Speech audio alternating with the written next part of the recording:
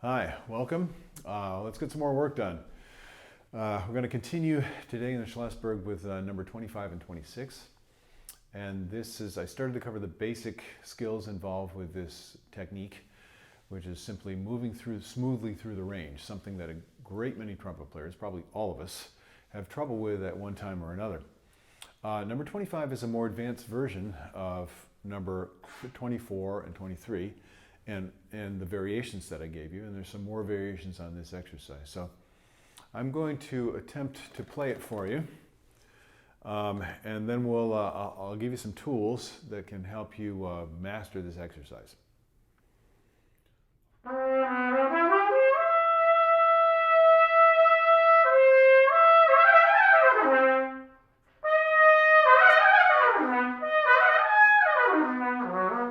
So you see I'm moving very quickly.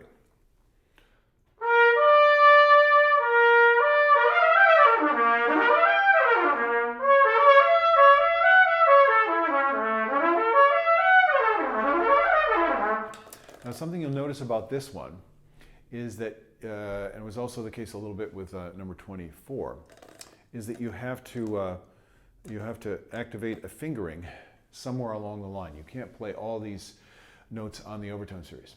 So that brings in another level of difficulty, another coordination to be included. So take the time. There's a timing thing. Take the time to figure out the timing. So one of the best things you can do is put a metronome on this. And remember, you can use a fermata anytime you want, but you want to have that feeling of motion.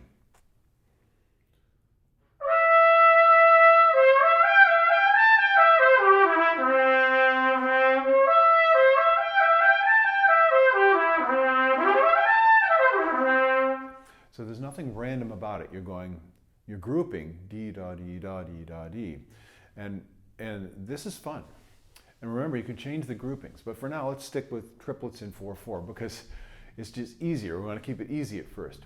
Now, what you want to do with the metronome is put it on a tempo that feels the most comfortable to you, where you have enough momentum to keep that flow of the line going.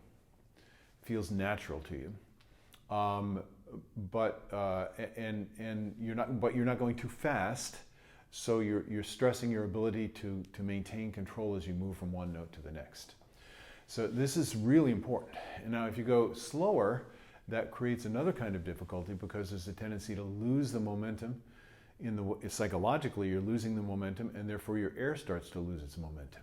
So all these things in your system are tied together, and it makes it really interesting. But the problem is, when we try and do too much at once and we try and get a result too quickly, we're not enjoying the process. So please take your time with this. Remember, this is a daily exercise, and you want gradual improvement. And that way you're going to get a lot of satisfaction out of it. So first thing to try is put a metronome on it.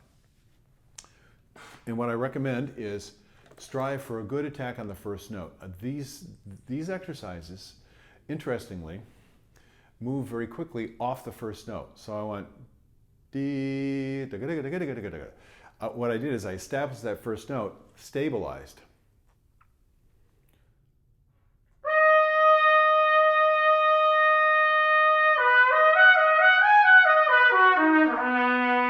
And that makes it easier for me. Now I got my balance, and now I can start moving through and see if I can keep my balance as I'm following the line. Now, this one is a little bit more challenging than number 24, and the reason is it changes direction. It changes direction rather quickly. So it's kind of like the line is kind of wiggly like this instead of a smooth line. And that is a challenge. So what we've done is we've what I call raised the bar a little bit. Okay, increase the level of difficulty. You're totally in control of that. So when you practice, you have to be reasonable about how you're raising the level of difficulty. Don't just keep hacking away at something when you're not having success. Keep backing it up until you can have a degree of success. So I know for some of you it might be annoying to hear me playing these exercises because, well, it's like, okay, not fine for you, that's easy for you, and that's right. It's relatively easy. So what I do is I raise the bar. I make it more difficult for myself, just a little bit, in order to put some stress on the system, so I'll develop. I'll keep making progress. And that's what I'm going to encourage you to do. But the hard part, for me anyway, is backing it up until it's really easy to do. So as you get down through the range, this can become more difficult. And if we go to last one, we're starting here with 1, 2, and 3. Please observe the fingerings, because that allows you to play lip slurs.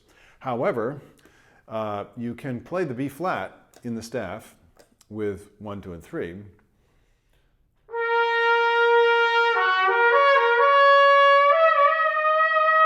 Unless you bend the note, you're not going to get a natural sound on the E flat with 1, 2, and 3. You have to go to 3. So this makes it more complicated. So I'll show you the finger pattern. And there's another change at the bottom of the staff where I have to go to a B flat. I can't play the low B flat with 1, 2, and 3. So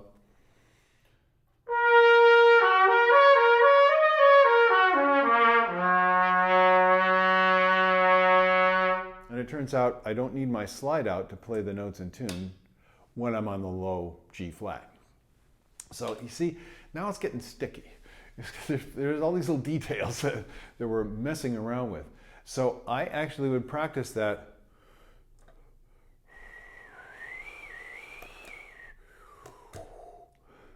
until I have a pattern that's workable. I try it on the horn, go back. Whoops, I got my slide out.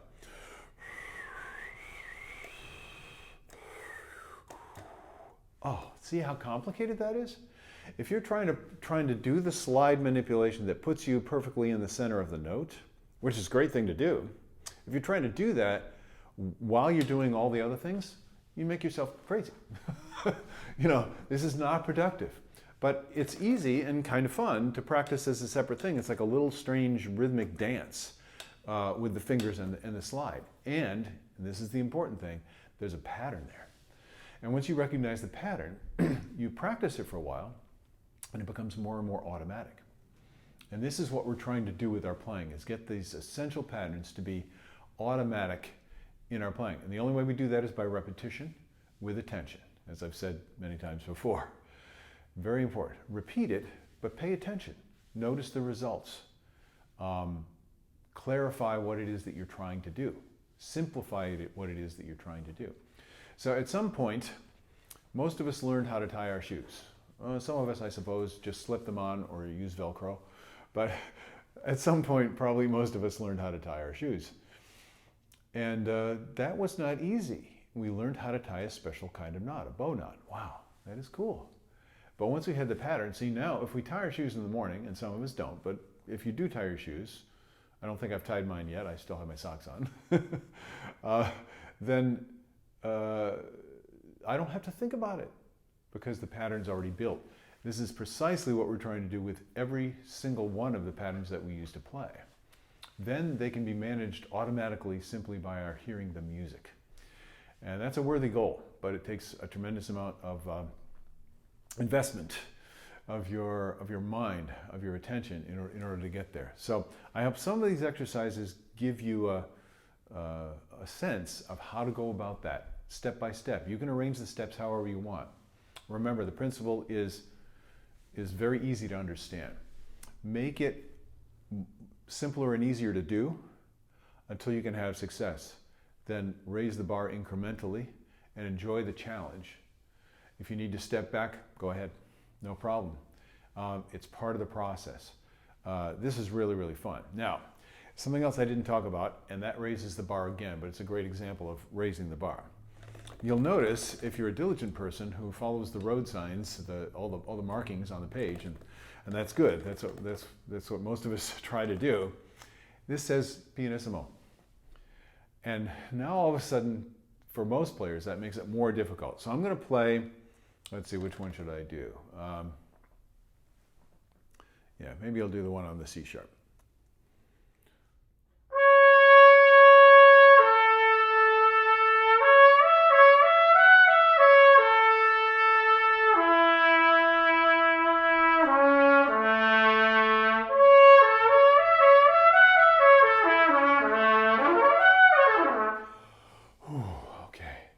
Flow, flow, flow. That's what it's all about.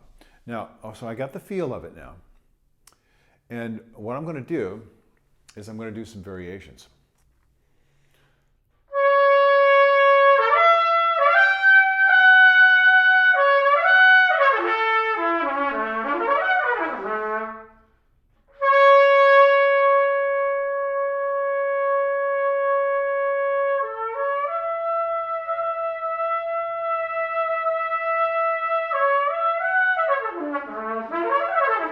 Now, when I'm doing that, there's so much going on in my mind.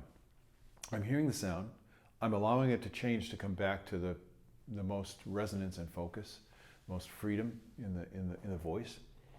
I'm allowing myself to hear where the pitch should be, and my body to go to producing that pitch naturally, just like I would with my voice. I'm giving myself a chance to listen and feel what's going on more precisely, more accurately, by slowing down. Then I'm speeding up to challenge myself. Can I keep my balance? And then when I settle on the new note with the fermata, I'm doing that so that I can have a chance to see whether I have maintained my balance. See, that's a whole process, and all this is happening in my mind extremely fast. There's a process going on. So I'm trying to explain the process of what happens when great players practice, successful players at all levels, and hope that you will begin to experience it and see the benefit for yourself. That's the why of all these exercises. So doing it piano is much more difficult for me, so I have to slow it down.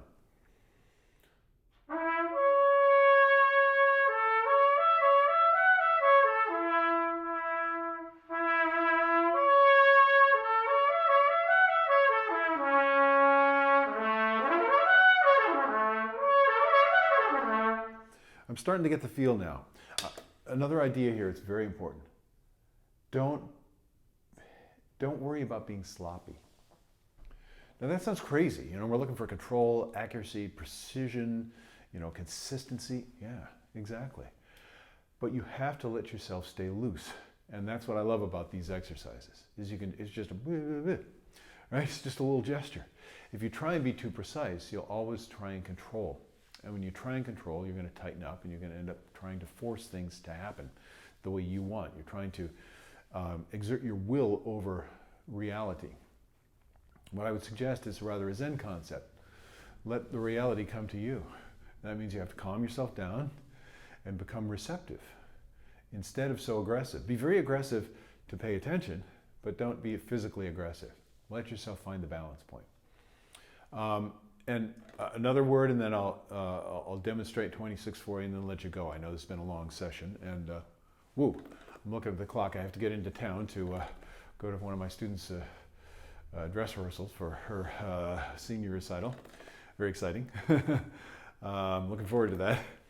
So I'm going to try and get this done before I leave. So if I were practicing it soft and I'm starting to feel discomfort, I stop. Go back to a comfortable level.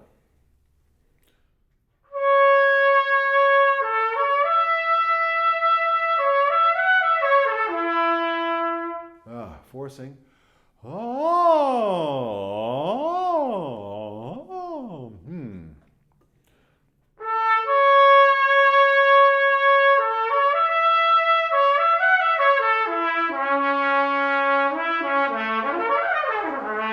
Okay, now we're getting somewhere. Now I'm going to do it soft.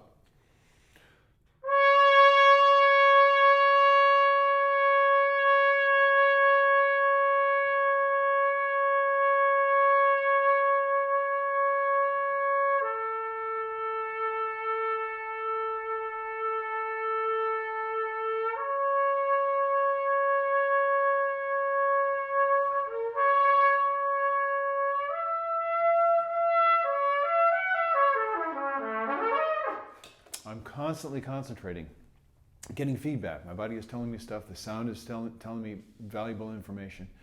A tip about playing soft. Most people, when they play soft, they stifle the sound. What I'm doing is actually the opposite. And I'm sure I'm going to say this again in the future, but it's one of the most important ideas that you can work with. As I got softer, I was trying to allow the vibration to become more intense. I'm not making it more intense. Physically, I'm not, I'm not flowing as much air, right? My lips are not under duress because they don't have a huge volume of air flowing through them. It's very delicate. It's harder to feel. So I just listen and let that vibrant sound come in. Now I'm going to just briefly touch on 26 and tell you that you can use this as an exercise with a friend or with a drone pitch with your tuner possibly. And here's the exercise. Again, it looks like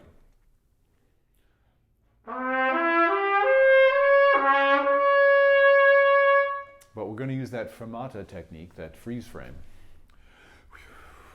Remember, when you freeze the frame, the machine is still running. The playhead is still running, so to speak, right? And so all you're doing is starting or stopping the tape. Yeah, I'm old. I realize it's all digital now, but we still talk about tape. Interesting. So this is how you're going to do the variation.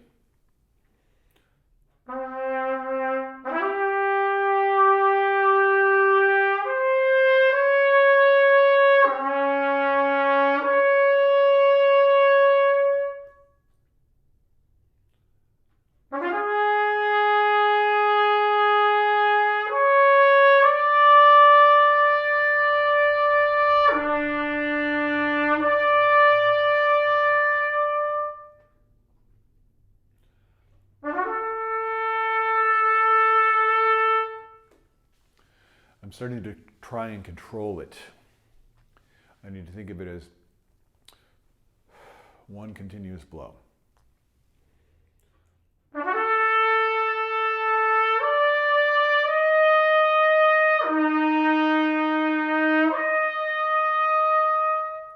It's getting better. It's always a struggle, and this is an awareness struggle. You let go, let go, let go.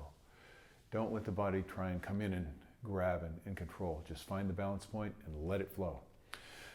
So when you're doing this with a pal or doing it with a drone pitch, you're aiming at pitch precision when you change the octave. I found this to be an extremely helpful exercise. And I hope some of the things that I've shared with you in this episode and previous ones will give you an idea of why it's valuable and some of the things that I'm working on. And there are many, many, many, many more that you could be working on. But remember, one thing at a time, first things first. Continuous flow, continuous vibration, freedom, simplicity, enjoyment, above all, satisfaction. And when you get a little satisfaction, that goes a long way. It keeps you, it's like fuel keeping you going. So go and practice a little bit, see if you can taste some of these ideas for yourself. And I will see you in the next episode. Have a great day. Bye-bye.